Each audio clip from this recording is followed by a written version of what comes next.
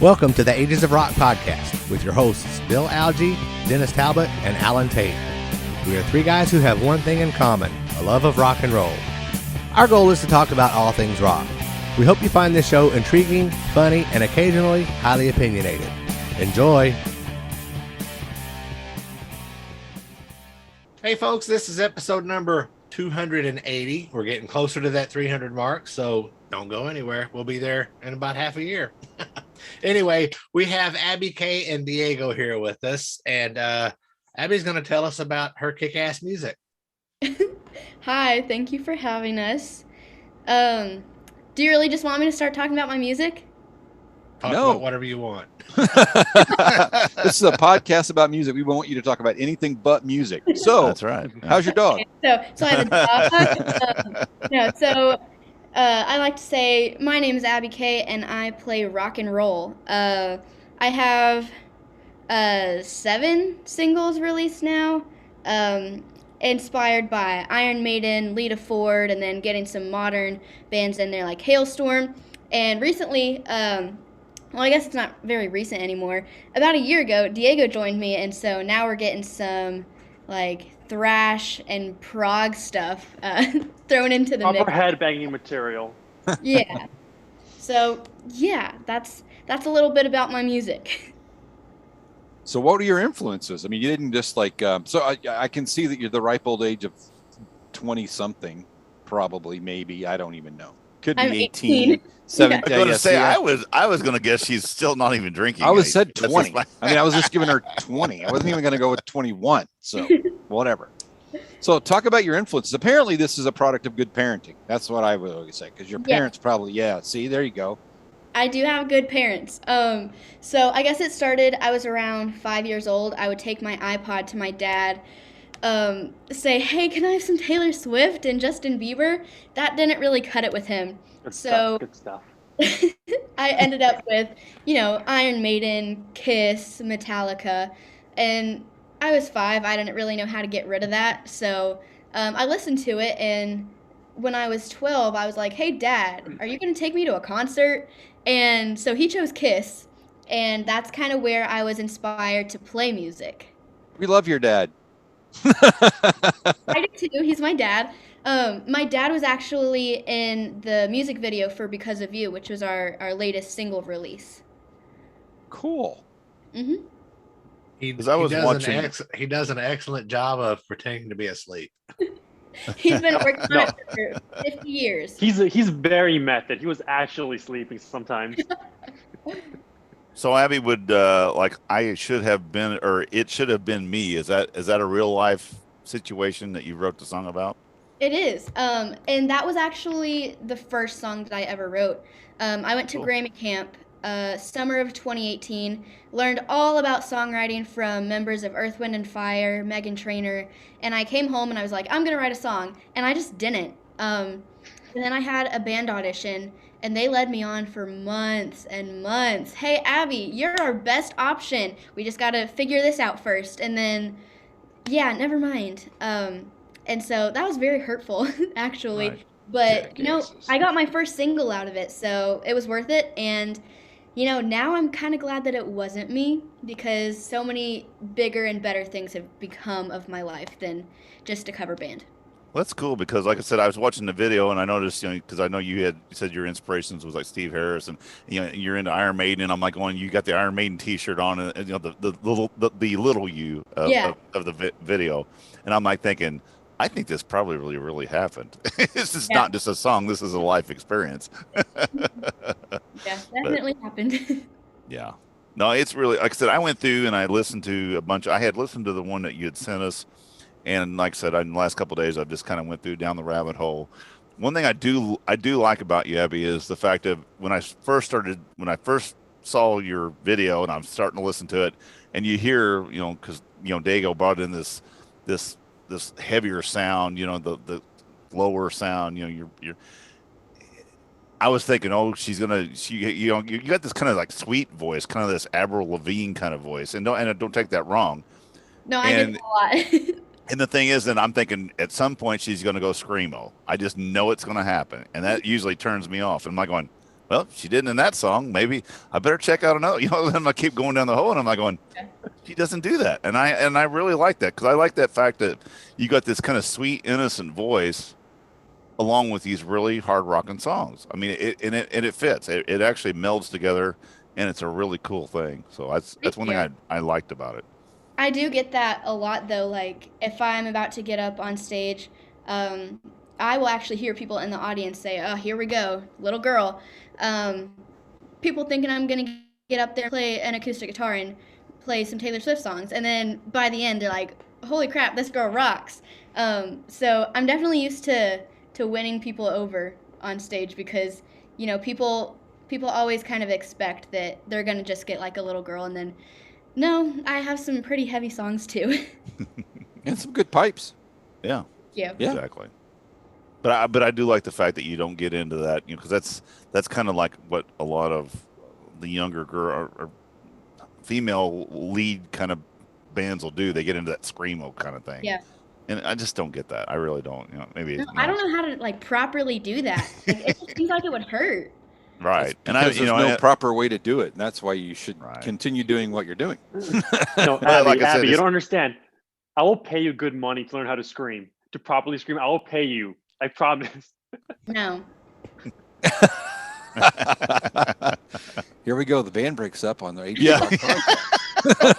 I remember Diego's last day. I do too.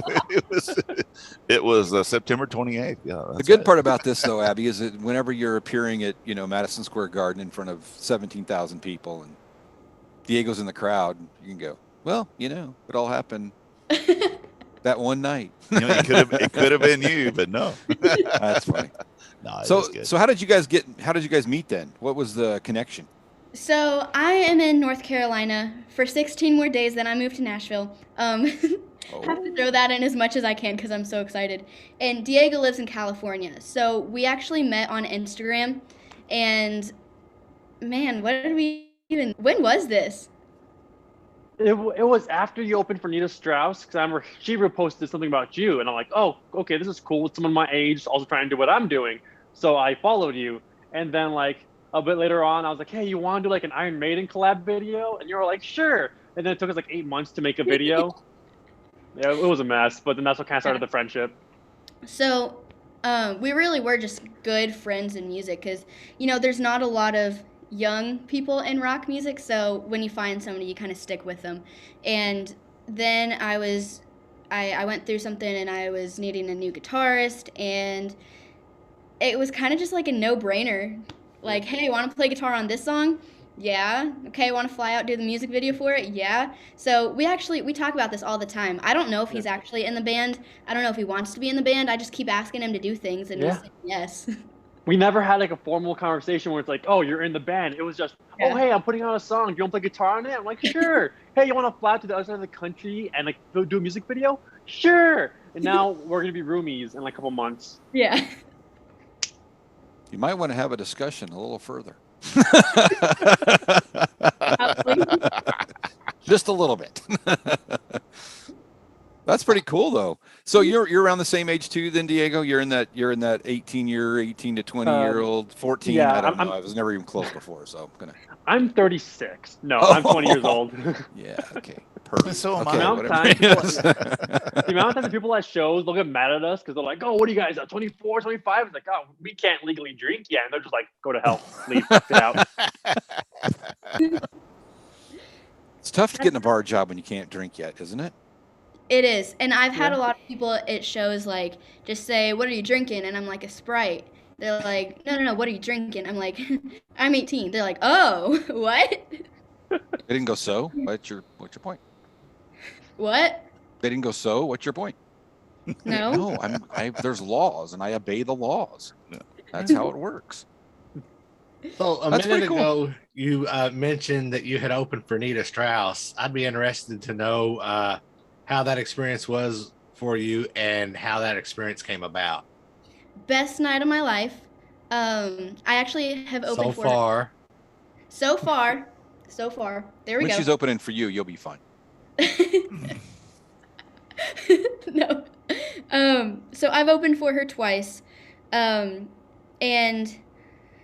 man, the first time though, I had just turned 16 a few days before, and that was just, man, she is such a great person. And especially people in the music industry, you're really able to fake being a good person for the fans. And like, even now, 2, 3 years after I've met her, a few months ago, I was really struggling with my career, and I reached out to her. She was like, "This is too much to text. Let's get on a Zoom call." So, I mean, she's just a very down to earth human, and you don't always find that in the music industry. So, great connection to have, and I guess that came about.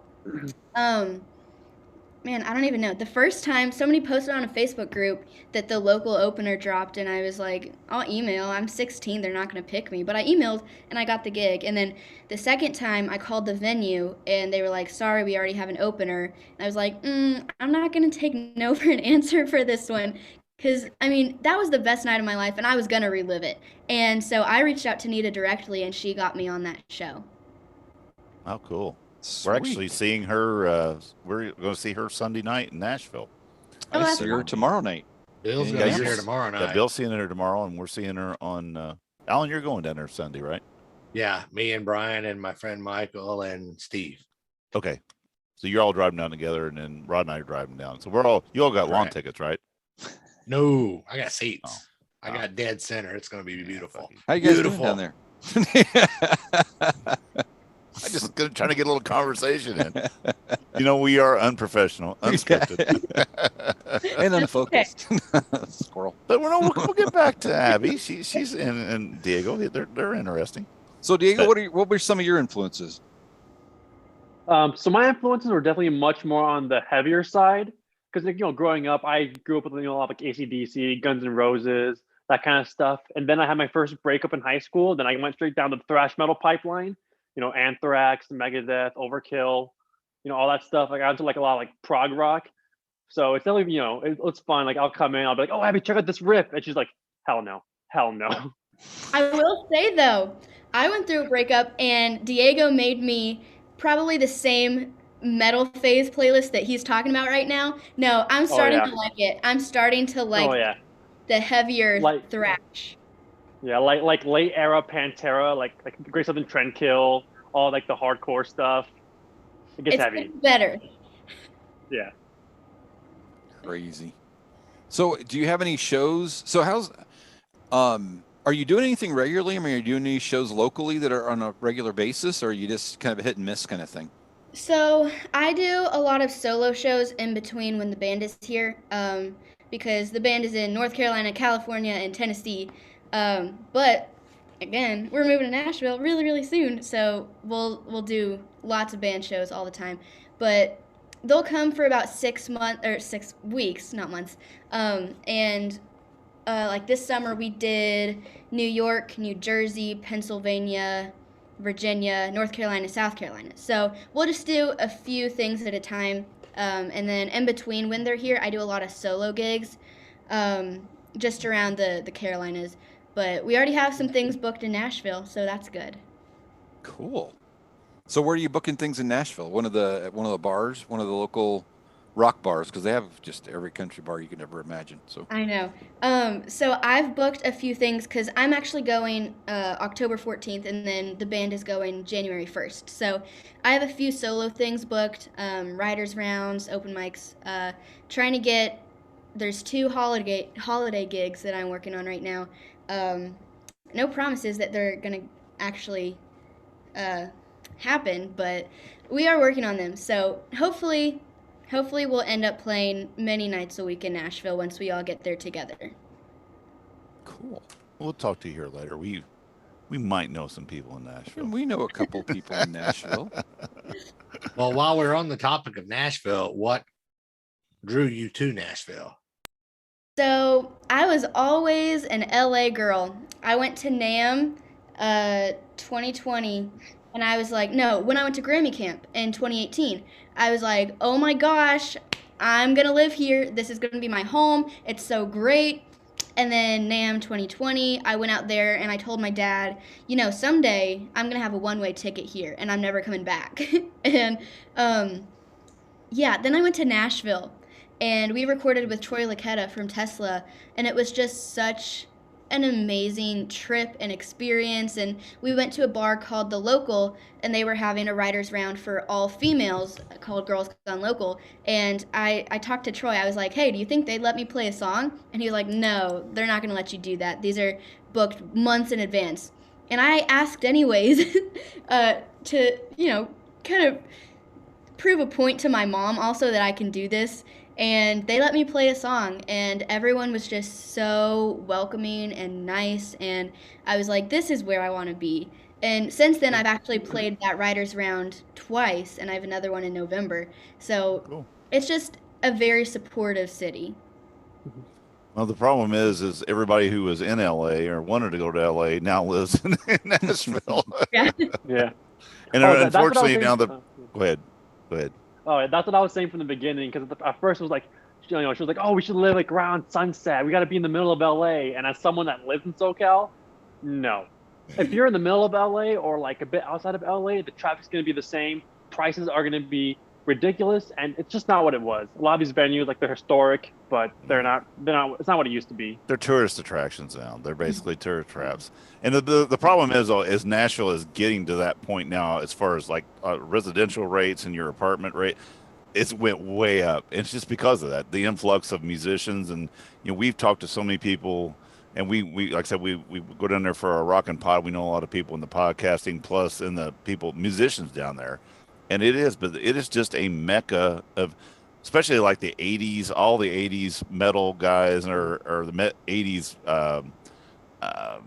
just the glam bands and stuff. Most of them live in Nashville. It's crazy. I mean, it's just like going, oh yeah, he lives in Nashville, or he lives in Nashville. So it's really cool though. We actually love, my wife and I love that place, and we've talked about it at some point. We'd like to move down there, but now it's got so expensive. I don't think we're going to do it. So,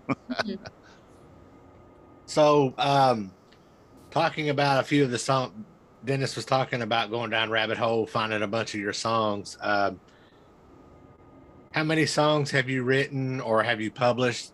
I mean, I'm sure you've written more songs than you've published. We've all wrote songs that no one is ever going to see.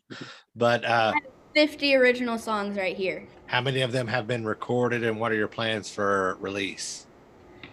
Let's see. 7 are released, probably 10, 12 recorded. And so we're actually getting ready to release a Halloween song. And then we're going to do a Christmas song. Then we're going to do 1 or 2 more singles early next year. And that leads up to our first full-length album. That's cool. Mm-hmm. That's really cool. You got a plan, girl. I mean, this is cool to hear an 18-year-old. And somebody your age. That's what I'm saying. Yeah, and she's like going, actually has a plan. You're like, I've been thinking about this. I know what I want to do. And the thing is, you don't take no, and you don't take no for an answer. You're like one of those like going, you know what? Fuck you. I'm going to say I want to do this. And that's something that, like, in high school, I would get so frustrated because I was like, why don't these people do anything? Like, what are they doing? And then I had to realize, I'm the weird one here. I know exactly what I want for my life, and I'm 16. And, everybody says, yeah, I want to be the next Metallica, but then they get a girlfriend or go to school for engineering. But no, I've known exactly what I want for the longest time, and nothing's going to change that. Nothing's going to stop that, and I think I'm on a good path. That's fantastic. Sounds like it. It's good parenting. Again, so what do you so that is a question. I mean, what are your? I mean, we want to talk about the music, so too. But so, what are your parents pretty? They're pretty much go. We want you to go. We're going to help you go. Kicking you out of the house, like get out, kind of thing. We're going to move you, drop you off. I have the most supportive parents. Nice. They never miss a show. My dad took all of his vacation days to go on this tour with me this past summer. No, I could not ask for more supportive parents. My mom actually told me today that my dad's really going to struggle when I move to Nashville, and I might have to do some live streams of my shows because he might struggle. Well, the Carolinas aren't that far away, though. I mean, Yeah, it's not like moving to LA. It's a lot better yeah, for him. yeah. It's a 6.5 hour drive from my house to their house. So, um, but yeah, and I don't know that they're ready for me to move out. I think they know that I need to, and that it's just kind of the natural time for me. And also, I really struggled a few months ago because I've always been very mature and responsible, and I know what I'm doing, and I get things done. And so when everybody my age went to college and moved out and I was one of the only ones that stayed home, that really bothered me. So I think now they know that I am ready and now it's my time, and I'm going to go have a music career in Nashville. Cool. Hey, can I ask real quick? So Diego, when did you start playing guitar? How long ago was that? And I started. Oh, go ahead. I started playing guitar when I was about 10 years old. Like my grandpa would play guitar. That's kind of my first memory of guitar. But I Sure. didn't really start wanting to play until one day I was just on YouTube being a dumb kid, and for some reason on the sidebar there was recommended the "Welcome to the Jungle" music video. So I clicked it, and it was just like mind blown. The cosmos opened up to me. This is what I want to do for the rest of my life.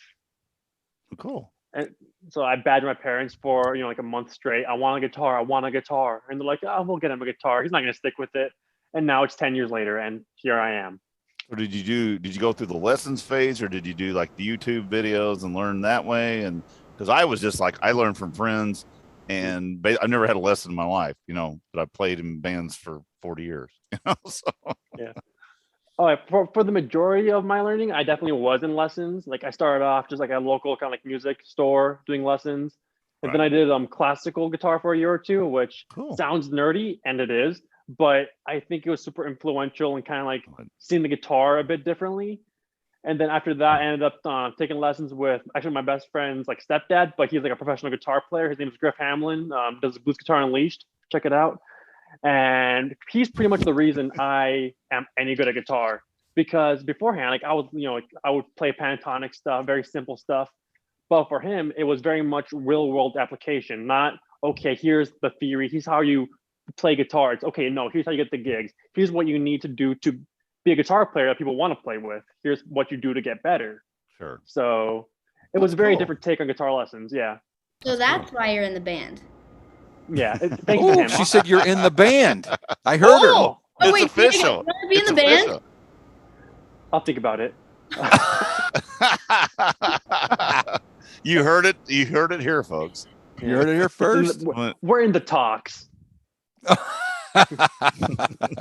Oh my God! Now don't be like Vinnie Vincent and never sign that contract, because it doesn't do well. Doesn't you'll pay end well. Up, you'll end up like being reclusive for 20 years and then come out and nobody gives a shit. So it's So Abby, who do you want to work with when you get to Nashville? Is there somebody is there a producer or anybody else that you know that lives there? Like, okay, so Gail or anybody, any of those. Who will you be knocking? What door are you gonna be knocking on at 3 o'clock in the morning? Going, I'm not taking no for an answer. So right now we're working with Troy Laketta from Tesla, Brian Gamboa, who's singing on Mick Mars's upcoming album, and Jeff Kersey, who produces for Kenny Chesney. So those kind of are like our production team people right now. But oh my gosh, if I could do a song with Lizzie Hale as a guest vocalist, I would die happy. That's literally my dream. That and opening for Iron Maiden. Two biggest dreams right there. Lizzie is in Nashville. She's out and about all the bar. We see her, see her all the time. So when we were out there recording some stuff with Troy Laketta, it was a constant conversation, like going to and from the studio. She's like, "Can we go by her house? Can we find out where she lives?" And it's like, I get you're excited, but no. She's out and about. She's actually out and about and very nice and very. We went to a was it the Blonder Than Hell concert? Yeah, Blonder Than Hell, the Kiss Christmas concert, and she was there and so nice and just a real nice woman. I met her at the She Rocks Awards in That's cool. 2020 at NAMM, and man, I cried. I cried so hard. And then I also met Joe, and the next day my dad was at the airport and he saw them. And he was like, hey guys. They said, hey, whatever. And then my dad said, I'm Abby Kay's dad. And Joe, oh my gosh, this is so cool. Joe was like, oh my gosh, we love Abby Kay. And then they remembered, of course, I gave Lizzie a CD. Joe was like, we're going home to listen to that CD. that was so cool. So of course my dad called me right away and was like, Lizzie Hale remembers you. You know what? When you're 18 and when it happens to you when you're 50, it's the same feeling. Yeah. I got misty with Gene Simmons. So you get when it's somebody that when it's your hero and somebody you look up to, it doesn't matter how old you are. I mean, you know, all of us that are listening to music or into music or making music or doing this kind of stuff, whenever you do get to meet those people, it's like, oh, it's amazing. It's amazing. And you find out that a lot of them are really nice people. They're good people. They want to help. I mean, it's cool. So when you get to Nashville, there's a lot of stuff going on, like at the Mercury Ballroom and stuff like that. There's some bands that play together. No, and I can't, not Mercury Ballroom. Mercy no, Lounge. not the Mercury Ballroom. Sorry, Mercy Lounge. I was in the wrong city. Yeah, I You're played in the wrong state, dude. Yeah. I played Mercy Lounge at Rock and Pod. You were? Yeah. We were there. You're at the Rare Hair Jam? Yes. We were. Oh, did you see me play? You played? Yeah. I was in the band with Ricky Rackman, Leah Vendetta, Ace Von Johnson. Well, yes, we did. No, at least one of these guys here was pretty drunk, so he probably doesn't remember much. Oh, I was really drunk. Me. I was really drunk. We took an Uber, my wife and I. We were there. We were there. See you. Yes. We were there. Well, I'll be damned. Well, how did that there we happen? go. We didn't even know that. We didn't even know it. Well, how terrible is that? Some Sorry. of us knew. Some of us knew.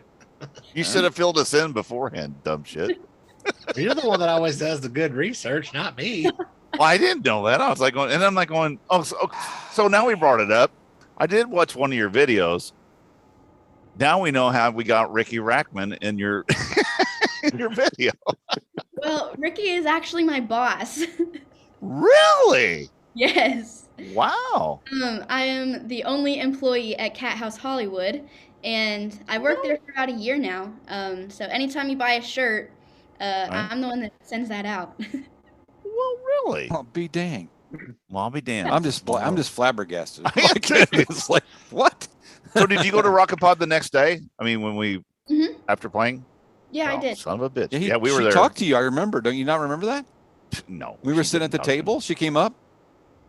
No, That's how we got her. That's how we got the contact. Now you're messing with me.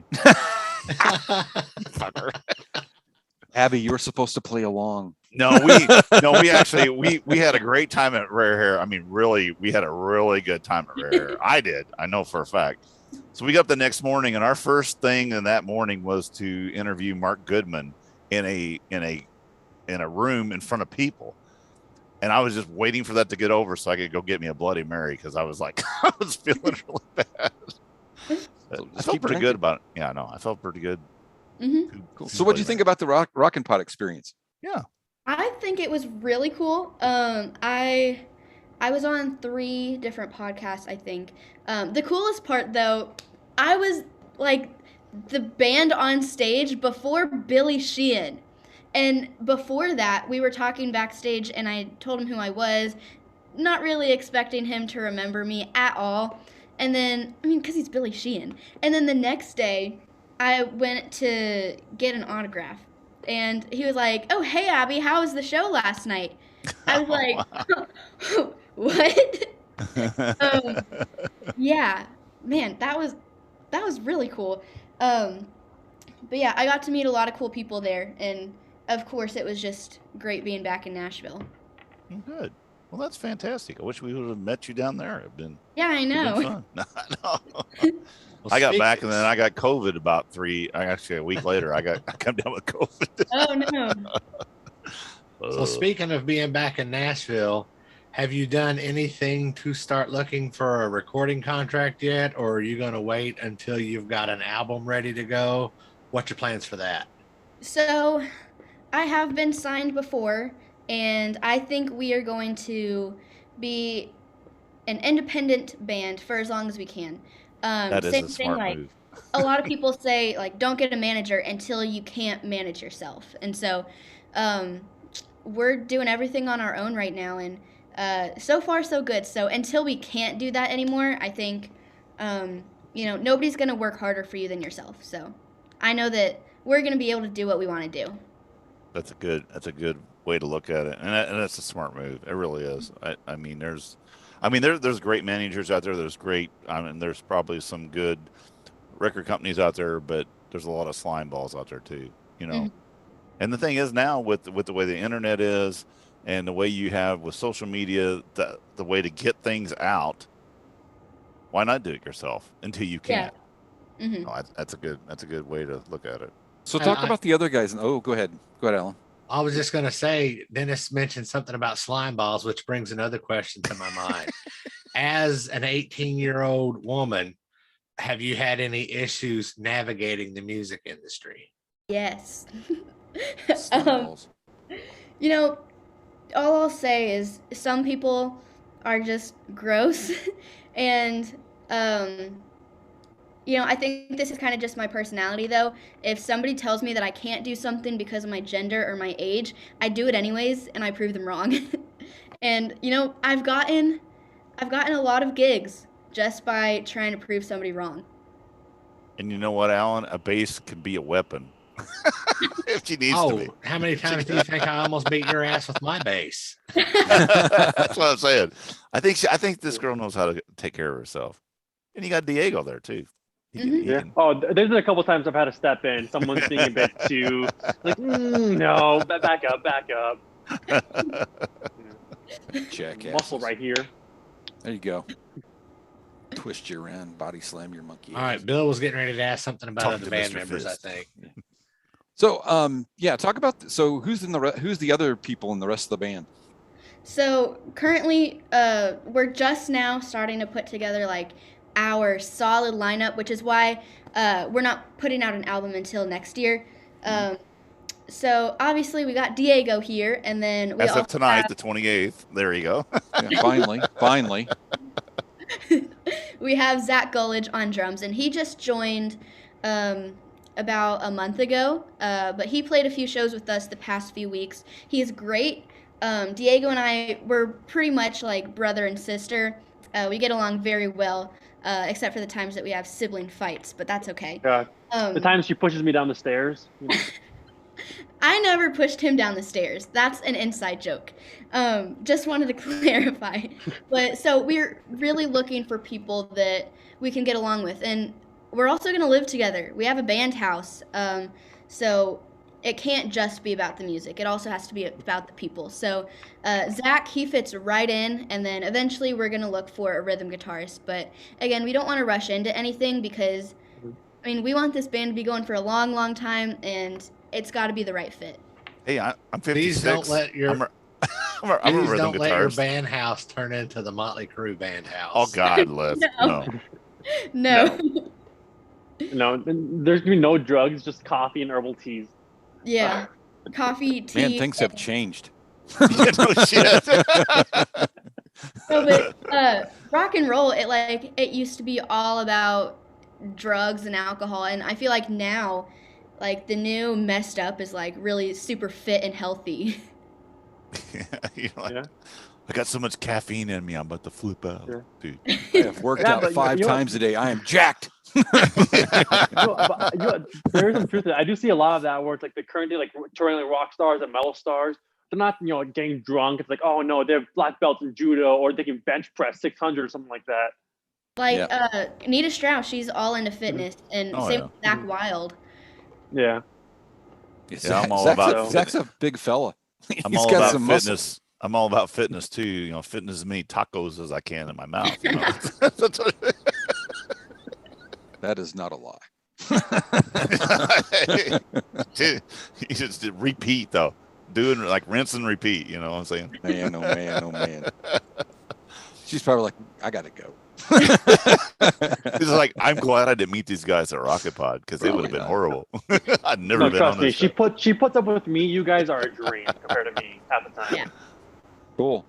So That's you're awesome. going to be together, going to get something out hopefully in January, right? That's going to be the plan, and that'll be awesome. So, do you plan to play bass then for the band? And is that the goal? I mean, you wanted to be the front? Well, I didn't know. You know, there comes when you get there and you're writing stuff. Eventually, you know, and you're the lead singer, you might want to just say, you know what, I want to just front the band and be the front and.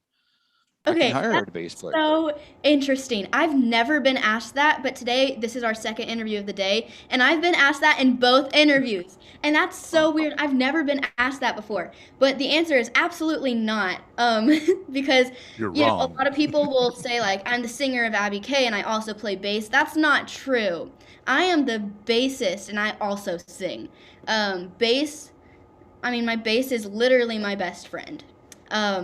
No, bass is first for me. I have to work on singing a lot more because that wasn't as natural for me as bass was. So I do sing a lot more than I play bass because I've got bass. But I'm in voice lessons all the time because I did not start out as a very good singer. And I think that's probably why I would choose bass because it's easy for me and I really enjoy it. So, Abby, are you going to be doing anything with any of the other people in the band? Are they going to be singing also, or are you just going to handle all the vocals also? I don't know. Diego, do you want to sing?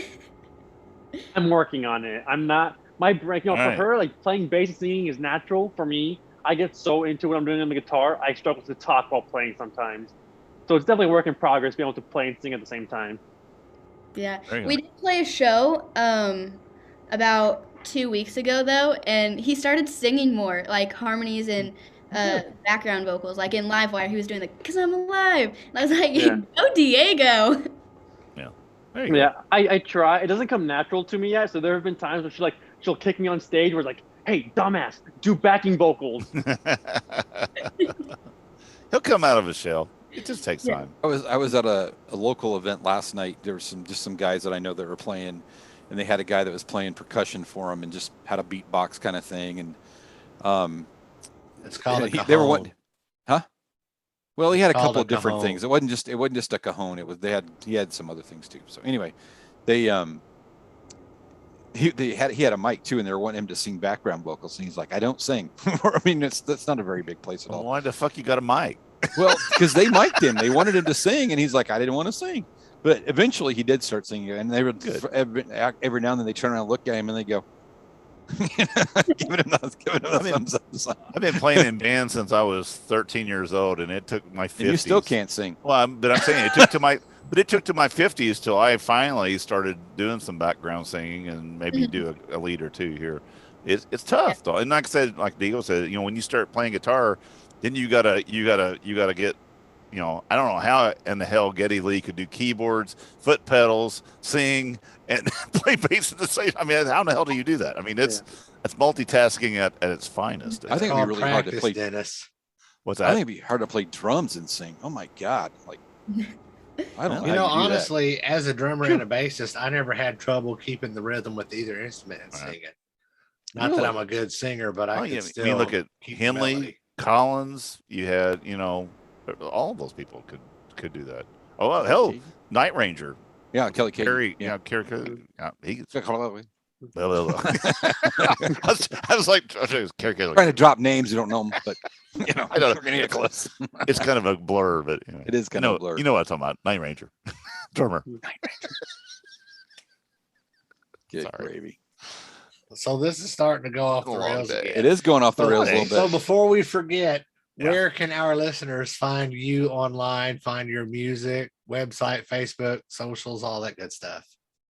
We are on all social media at Abby K Rocks. We have a website, abbykrocks.com, and all of our music is on Spotify, Apple Music, anywhere you can hear music, you can hear ours under Abby K. We also have lots and lots of videos on YouTube under Abby K, and most recently, Diego edited this vlog of our tour up to Philadelphia. Not gonna lie, that's probably the best video we have on there. That's not like an official music video, but no, it's really good. I'll have to watch that one. I didn't see that one. I'll have to watch that. I just did it. I went to YouTube and Abby K, and I'm like going, holy shit, she's got a bunch of videos. Or videos. So, okay.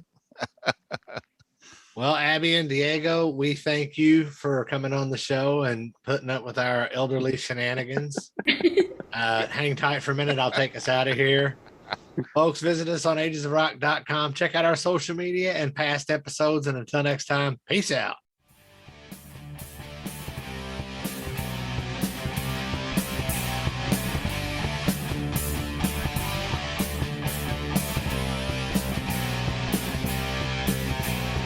Thanks for listening to the Ages of Rock podcast.